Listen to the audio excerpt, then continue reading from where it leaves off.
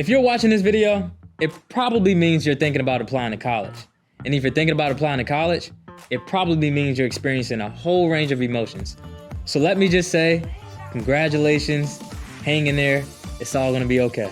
Hi, I'm Keontae, and I'm here to clarify the college admissions process and help answer a few basic questions that you might have. So let's say you've identified one or more schools you'd like to apply to, and you're ready to get started. You probably have a lot of questions, so let's get into it. First question, do grades matter? Yes. Most universities consider students' grades, or more specifically their grade point average. The key word is average. It just means that instead of looking at each individual grade you received, universities average your grades out into a single holistic picture.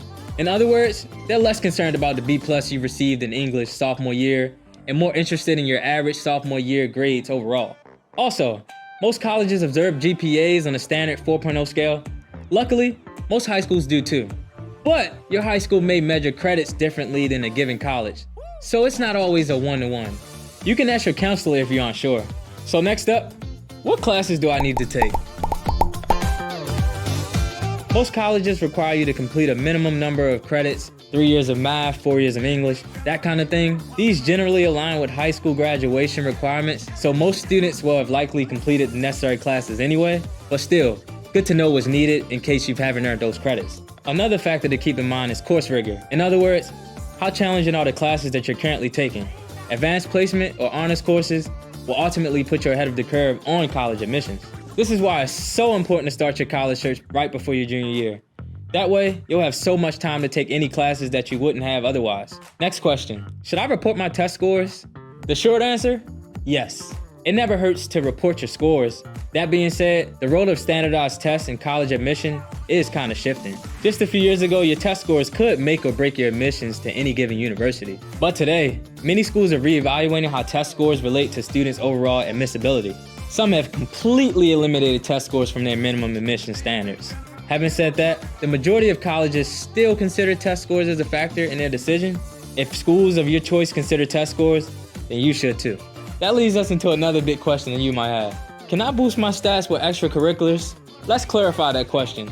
It's common for students to think that they have to be an A+ student with all kinds of extracurriculars and a stellar resume. Sure, it doesn't hurt to stand out from the crowd, but you'll find that a lot of universities, they don't require essays or personal info beyond your transcript to meet their minimum admissions requirements. Instead, focus on the core admissions criteria that many universities do share. Are you taking the right classes? Are you keeping your grades up? In your downtime, participate in meaningful extracurriculars that speak to your personal interests and demonstrate leadership, community-minded values. That's what schools are really looking for. Now, at KU, we have what we call the sure admissions criteria. So basically, if you have a certain GPA or test scores, you are guaranteed admissions to the College of Liberal Arts and Sciences. But if you don't meet those requirements, that doesn't mean you should pack it in.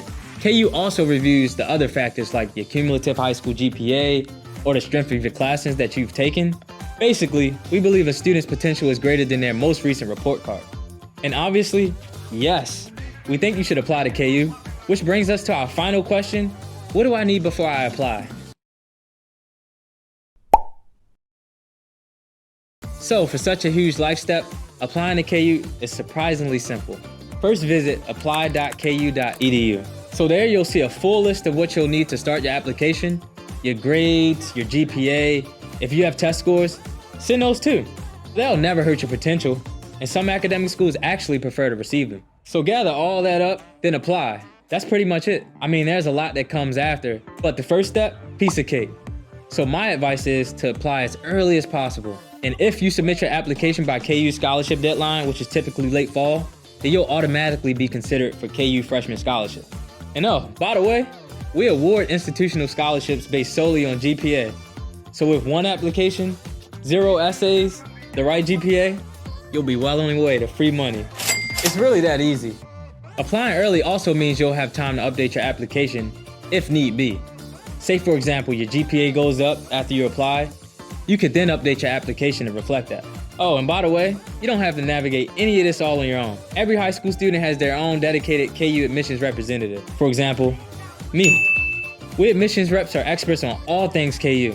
We'll help guide you through admissions, but we're also here to answer questions or just put you in contact with other Jayhawks. Moving forward, You can find your rep at admissions.ku.edu/reps. I think that should do it for now. Check the description for more links and information about applying to KU. Until next time, rock chalk.